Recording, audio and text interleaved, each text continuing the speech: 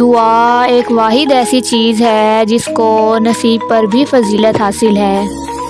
ناشکری زوال کا آغاز اور استغفر اللہ سربلندی کا وظیفہ ہے۔ عطا کرنے کے طریقے مختلف ہو سکتے ہیں، لیکن میرا رب دعائیں رد نہیں کرتا۔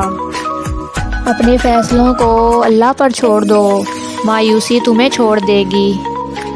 جب درد بڑھنے لگے تو چپکے سے اپنے رب کی طرف چلے جاؤ، کیونکہ دلوں کا سکون صرف اسی کی یاد میں ہے۔ وہ خوب جانتا ہے کون کس حال میں ہے، وہ جانتا ہے کون بے بس اور کون صبر کی آخری انتہا پر ہے۔ اور یاد رکھو، جتنا مشکل وقت ہوگا تم اتنا اس کو قریب پاؤ گے۔ رب وہاں سے دروازے کھولتا ہے جہاں سے سوچا بھی نہیں ہوتا۔ امید کبھی مت چھوڑنا، کمزور تمہارا وقت ہے، رب نہیں۔ اور سکون پتہ ہے کیا ہے؟